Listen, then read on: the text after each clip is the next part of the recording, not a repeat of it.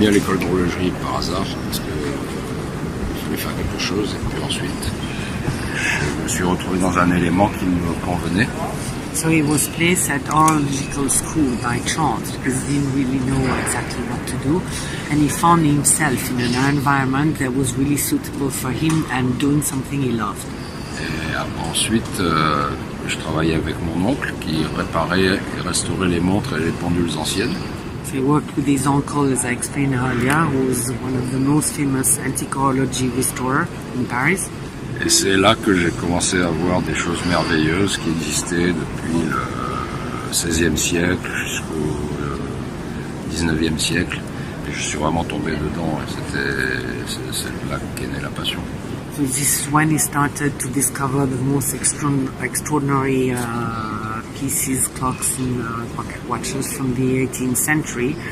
And he says, I fell in it and fell in love. He was totally passionate.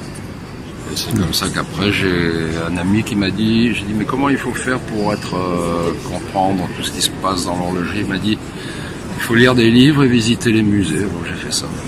So he asked a friend who was quite knowledgeable about horology how he had to make it to learn everything that needed to be known from horology. And he says, well, you've got to read books, inform yourself, visit museums, and this is what he did. That's again two questions. Yeah. Alors, au niveau des awards, quel est pour toi le prix que tu as reçu, la distinction qui était la plus importante ou la plus marquante? La plus marquante, c'était la première, c'était le prix de la Fondation de la Vocation, qui existe toujours, qui remet 30 prix par an dans tous les domaines de l'art professionnel, à partir du moment où il y a une vocation et une passion. The first award was the prix de la Fondation de la Vocation Bleustein-Blanchet that awards 30 awards per year to young talents from all domains of art. Medicine, science, writing. All categories, all categories, and this is one of the first he received that was really touching for him. Et ça, j'ai reçu ça en 1987. In 1987. Ça, c'était pour moi la meilleure chose qui me soit arrivée, c'était le prix de la vocation. That was certainly the most important award, or at least the one that really marked him and allowed him to go on, give him the trust to continue. Parce qu'il y a chaque année plusieurs milliers de candidats dans tous les domaines et qu'il y a seulement 30 lauréats. So every year there are over 1,000 candidates in all the domains of art, but only 30 professional. Professional, but only 30 will receive the prize.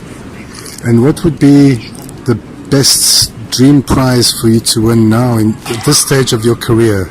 Et quel serait le prix le plus important que vous recevoir? À part dîner avec Bram Louis? Non, je recherche pas de prix en réalité maintenant. Si on me donne un prix, je suis content, mais sinon, je sais pas. He's not looking for specific awards at present. If he receives one, he's happy, but he's not looking for specific one. Et comme il n'y a pas de prix Nobel d'horlogerie, donc there's no Nobel Prize of horology, so. Because he's already achieved so much recognition in the field, so I just wonder what would be the next step. Actually, what would be the dream? Il y a tellement de reconnaissance dans ta carrière, avec tellement de nombreux prix. Quel est le prochain stade? Qu'est-ce qui pourrait, si tu veux, pas te faire aller plus loin, mais qui te toucherait vraiment? Qu'est-ce qui reste? Il y a rien, parce qu'aujourd'hui, presque tous les prix qui ont existé, comme le Grand Prix de Genève, et faute de concurrents, de compétiteurs, donc c'est moins important. Moi, quand j'ai eu les prix de Genève, c'était contre Breguet, contre Patek Philippe, contre Vacheron, contre tout le monde. Aujourd'hui, ils ne participent plus, alors c'est trop facile.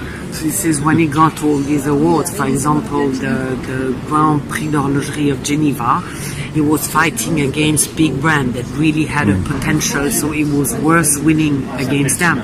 but they're not participating anymore to the Grand Prix d'Horlogerie de Genève, so it's not really worth it for him to participate to that. And as he said, he's got all this recognition and les prix ont de la valeur. Ça dépend avec qui tu boxes. Yeah. The awards have value, depends against who you box. And if there's one thing that he wants the whole world to recognize about him, when you think of Pigeon, we think what? What would he like the world to think of? Qu'est-ce que tu aimerais que le monde reconnaisse en toi ou qu'ils disent « Ah, François-Paul Jones, c'est au niveau du entire world ». Ça, Du monde, du grand When you hear the name Grand of Prix. Pigeon, we think Quand what? ils entendent le nom de Pigeon, ils disent Oui, même les grands horlogers anciens de leur vivant, ils n'étaient pas très connus. Comme ça, le travail est reconnu avec le temps. this is even the grandest or the most important watchmakers at their time, such as Breguet. They were not really recognized by the public at their time, but it happened afterwards because they recognized what they had achieved. Yeah, so the legacy in the end Yeah, would be the this, legacy.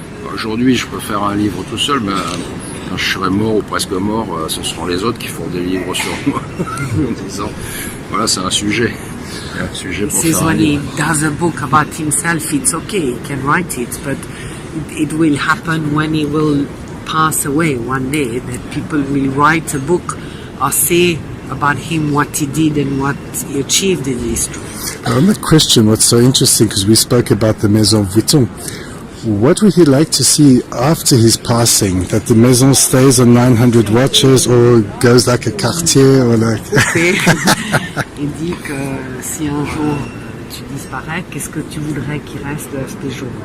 Est-ce que c'est quelqu'un qui continue à faire 900 montres par an de ta collection? Est-ce que tu voudrais que tout le monde dise ah c'est fabuleux, être acheté par un groupe? Non, et puis moi, qu'on fasse 100 000 montres FP Jones? Il se peut que ça s'arrête, que ça fasse faillite, que n'importe quoi, j'en sais rien. Non, it will not Mais, happen. ce qui est important, c'est que pendant le moment où je fais tout ça, ça fonctionne. Après, il y a plein de gens qui ont fait bien leur travail, il y a des maisons qui ont disparu, et puis celles qui étaient vraiment très, très fortes, comme Cartier, comme Patek, comme Audemars Piguet, où il y avait peut-être plus de volonté après, ça a continué, mais avec des grosses plongées, hein, ça n'a jamais été comme ça, c'était... You got all that, Yeah, didn't you? yeah. No, he says that a lot of people have done a great work, but you never know what happens. Sometimes they just disappear, their work stops, or they do mistakes and the company collapses. He's giving the example of certain brands that were very successful and all of a sudden, because of wrong decision, the company went downhill. So he doesn't know. He hopes that his work is gonna stay and continue to be recognized. FP Jones is a very special company. It's an haute horlogerie art company because we do watches of haute horlogerie and art because most of the work is still done by hand with the decoration, the beveling, the engraving. We're producing only 900 watches per year, which is very little, and we are very far from the industrial horlogerie. And this is the reasons of our presence at the Biennale, because we produce art haute horlogerie timepieces. Within the 900 pieces we produce per year, we have limited series, which are even more limited timepieces, which makes them even more special and more unique. In industrial horology today, when you want to resell your watches, you lose completely the value. And if you buy, for example, a limited timepiece from a limited series from FP Jones and you resell it, it's going to be worth more than the original price you paid because they're not in production anymore and they become collectible watches. Within the general collection, within those 900 pieces, they really keep the price at auction when the collector... Sorry, I'm just going back. Normally the collector doesn't really sell his timepieces because he buys them because he wants to have them. But he knows, as we control our production and it's very limited, he knows that he's going to keep the value of the timepieces if he has to resell them one day.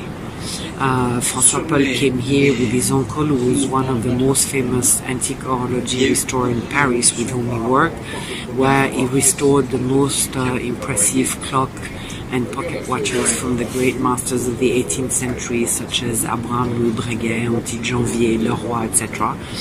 And he has a different approach because he read a lot of books and he became an expert in the history of horology. So he started by restoring antique pieces, by creating unique timepieces from his atelier in Paris for collectors. Then he was called upon watch manufacturers in Switzerland, and then he produced a movement with complication for the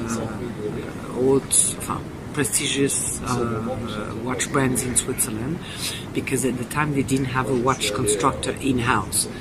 And after that, he was making all these extraordinary timepieces that were gone. So he had the wish of producing his own collection, which he did, and he opened his own manufacturer under the name F. Pigeon in Vanité Facite in 1999. But he's making watches for over 40 years.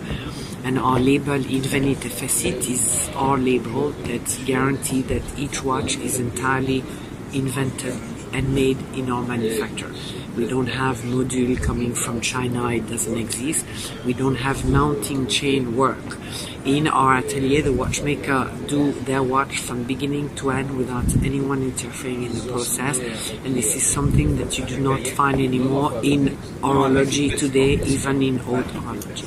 So as we are very different, an art haute horology company, that's why we present at the Biennale. And people who collect paintings, who buy paintings or collect cars are also our clients, and that give us access to clients that maybe didn't know us or had heard about us, and they're going to discover the brand because we have a little bit more time to dedicate to each one of them, and it's bringing new clients, or at least potential clients. I think 900 watches sounds like quite a lot when you're talking about haute horlogerie. It's very little.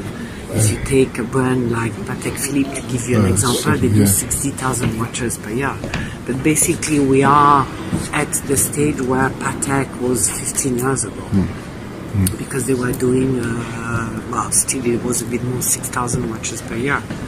And today it's very different. So they still have haute horology timepieces with haute horology atelier, but their watchmaker do the complication part, and the other watchmaker are doing the classic part of the movement, or the base of the movement, and then they assemble their work together. But they have these mounting chains we do not have. And is each piece actually made by one watchmaker from beginning to end, and also the decoration? We also have decorators for the most common, if I dare say so, the common component. But for example, for striking timepieces like the Grande Sonnerie or the Minute Repeater, the watchmaker is doing the decoration, the polishing and the beveling himself. So there is a lot of craftsmanship still in effect in our timepieces, and we're also the only watch company that does all its movements in 18-karat rose gold, as you can see here. And everything is produced in Geneva, in Switzerland, in our manufacturer, which is here. also the only one in the center of Geneva. I see, yeah. And it's in the city, in an historic building, because with the history of François Paul and his expertise and his past, it cannot be in a modern building in the outskirts of Geneva, in an industrial area. It had to be in a building with a soul. It was the gas lamp factory of the city of Geneva. When electricity came, they were not selling any more gas lamp. So the city divided the building in atelier, where craftsmen, they were doing garments for clothes. There was a jeweler, there was a watchmaker, there was a ballet, a ballroom dance school. So it was really very artistic. And François Paul was able to buy the building from the city of Geneva in 2000. And it's I invite you with pleasure if you come to Geneva to visit the building, because it's something very unique. On the ceiling we have reproduction of the astral card of Appianus, who was the first astronomer of Charles Quint. We have antique clocks, master clocks from De Touche, Janvier, etc. And we also have all the watchmaking workbench of the watchmaker as they were used still 25 years ago, before the arrival of computer, when everything was handmade. So you sort of arrive in a temple that remind you that the story of horology, it's not what has been done in the last 20 years, but what was done from since the 18th or even the 16th century. Incredible. So we put things in perspective, and for him, it's all it all goes accordingly. It's a whole, and when you visit the manufacturer, you understand his story, his point of view, and why he insists of still doing these watches as they were done in the 18th century. Because for him, haute horology is that, and it cannot be otherwise. And it's also why we have a very limited number of watches produced per year, because you cannot control this type of production over 900, 1,000 timepieces per year.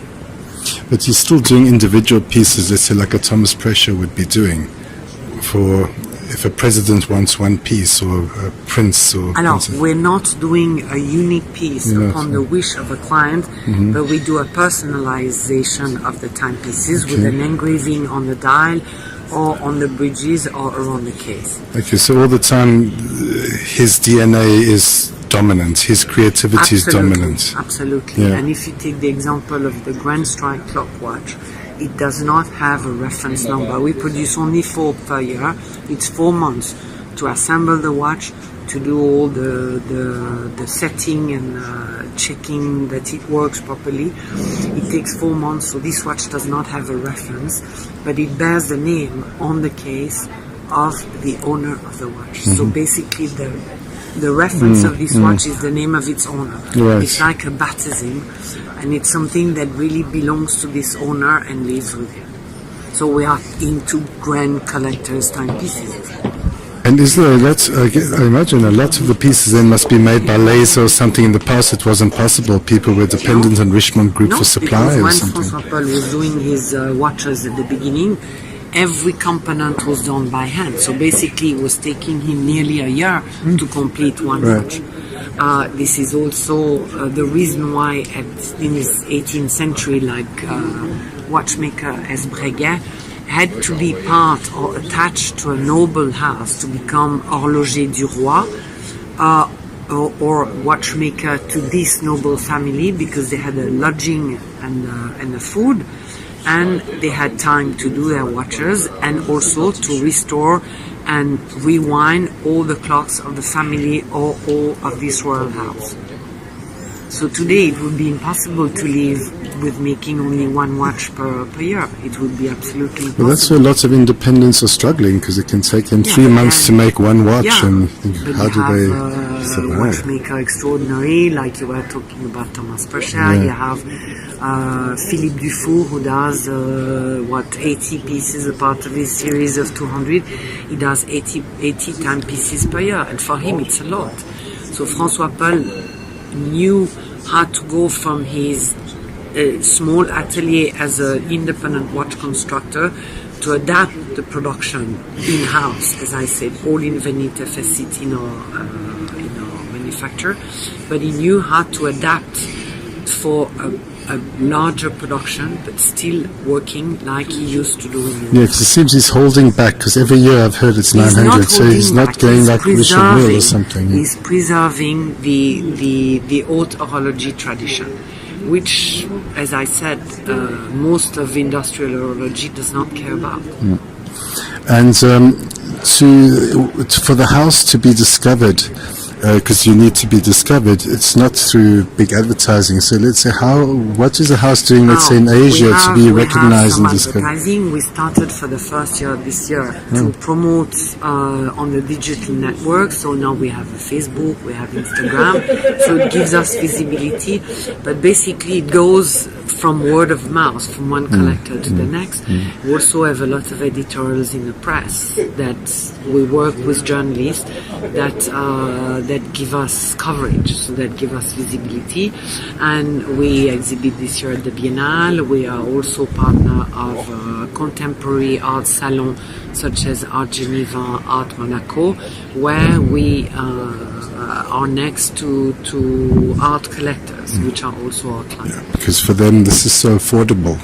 After you pay, 100 million for Picasso, the watch is. I know, but I'm convinced they're not buying a Picasso of 100,000 or 100 million in the Biennale. It could happen. But even if the client who is coming, even with a budget of, let's say, 500,000 euro for a painting, might not buy a watch, even if it costs only 50,000 Swiss francs, might not buy a watch here, but he will discover the brand, understand how we work because we explain, and he might come back to the shop. But we occasionally sell a watch because an art collector, a painting collector might also love watches, and he says, wow, this is a great opportunity to meet Jean, to be here to see his watches, and I'm going to buy one here.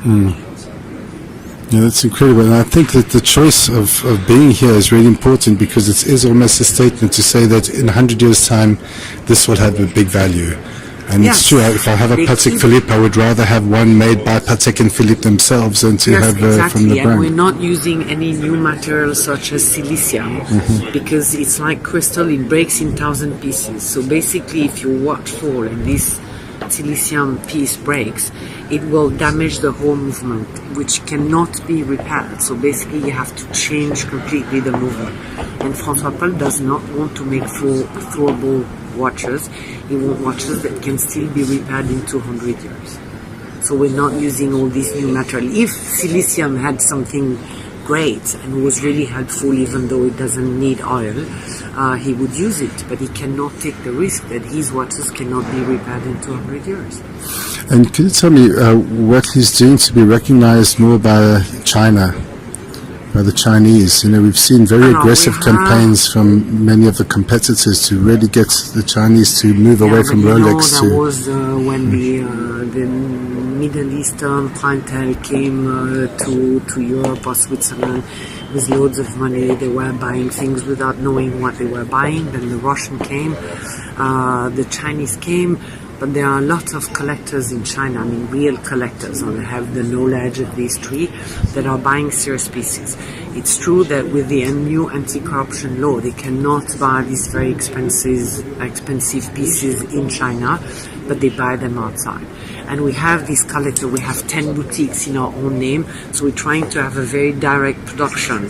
It goes directly from the manufacturer to our boutique, or directly from the manufacturer to a retailer. We don't have agents, so-called, to whom we have to give a percentage. It's a direct production to the delivery. So we keep very fair prices in our watches. François Paul was saying this morning that if I work with agents around the world, I would have to produce 1,000 watches to make the money for 700 watches. So basically it will be 300 watches free. So I prefer to do 700 watches that I sell myself directly. Yeah, that's very interesting. I can see that. And also it's our boutique, it's with a staff that is trained by ourselves in the manufacturer, that know the history of the company. If you work with collectors, very often they know a lot about your company. They have inquired and checked on the internet, and they cannot go to a retailer that has 20, 30 brands that doesn't know anything about the brand, because it's not interesting. So you have to have a staff trained that knows about the history of horology, that can answer these clients and answer their questions, because they still have a lot of questions. They come, they want to buy a watch, but they ask a lot of things. They want to know about François Paul, how we work, and this is why it works, because they are trained by us. So basically it's really a whole that was thought of by François Paul from the beginning. He has a very clear vision from the day he started, where he wanted to go and where he's heading with his company. So he's not planning to expand like a Richard Mill or something. Absolutely. I mean, it's exactly the opposite. Richard Mill is a great entrepreneur, but he's not a watchmaker. That's a different. So he's making very trendy watches that are quite expensive. They are very trendy, very desirable. People want them. But what's going to happen with these watches in 20 years? And the price range, is it from 50,000 to 250,000 or something? Alors, we have a fast approach to chronometry with a watch called the Chronomètre Bleu that starts at 20. And basically after that it starts from 30 to 210. So all the octaves are 40 to 50. Then we have the chronomètre à résonance around 80, the centigraph around 75, the tourbillon goes to 170, then the répétition souveraine 210. I give you average approximate prices, and then we jump to 750 Swisses for the Grand Strike, which is the most complicated watch to make, with a Grand Strike system that strike in passing the hours and quarter, and additionally that has a minute repeater function that you can press a slide on the side of the case and will ring the hours, the quarters and the minutes. But this watch is not just any Grand Strike. François Paul has worked for 6 years of research. He registered 10 patents for this watch, and it is the first time in history that the Grand Strike clock watch is completely safe to use, which means by this innovation he isolated the system, the timing system and the striking system to block you winding the watch when the striking is engaged, because it was breaking the system. So whenever it does something, it's because it brings something to the history of horology, because it's innovative, and it corresponds to his style and his inspiration and his desire to make real horology timepieces. So I have two more questions. In terms of, does he have plans to move more towards women's watches or collaborations with jewellery? Alors, he did a collection called the Elegance that was made for women, actually upon a request of our collector's wife who wanted a watch for themselves. And he said, excuse me, we have a lot of watches you can wear within our collection, the Octa, the Chronomètre Souverain, this or that. And they say, no, my husband does not want me to have the same watch. So they can borrow the watch, but they wanted the real ladies' watch. So he started to study a possibility to do a women's watch, but it was very difficult for him because it was the first time he was not making a watch for himself. Then he had to take in consideration the desires of the woman, which he didn't know. So he asked a lot of questions, discussed with many women, and he even worked with a stylist that offered him advice and possibilities of that. And he was just not going accordingly to his desire. So he said, no, it doesn't work. He preferred to take 10 more years if he needs to bring a new piece out. But it has to correspond to his very high quality standard. And then he found, from what he understood, is that women wanted a watch that was very easy to use, that had as little setting to do, that she could leave for 6 months in a safe and take back, and that would still work, because a quartz battery is supposed to last 2 years, and very often after 6 months in a safe, when you haven't used it, it doesn't work anymore. So the first goal was to have very long autonomy, and we have a very special microprocessor with a special battery that offers an autonomy of 8 to 10 years. When you put the watch down, it goes to sleep after 30 minutes. It looks like everything stops, all the mechanical parts stop, but the microprocessor continues to calculate the time.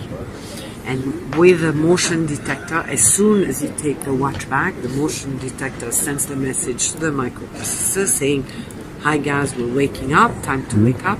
So the hands set themselves back automatically to the exact time. And it's like if you have a watch that lives in the same time as you, if you put it down every night. And it's also quite ludique. I don't know how you say it in English. It's quite amusing because it has a story that goes with it. And the elegant line is this line that is over there, if you want to take it. And the last thing is there a certain city or place or country that has discovered him more than anyone else? No, generally it's quite, it's pretty divided between our 10 boutiques, which are Geneva, Paris, Tokyo, New York, Los Angeles, Miami, so we have 3 in the US, Hong Kong and Beijing. So it's 8 boutiques that belongs to us. We have 2 external boutiques with a partner in Beirut and Kiev. And then we have 9 espace shops in the shops, so at a retailer, but with a person specially trained to be able to sell Jean watches. And then we have around 25 retailers additionally.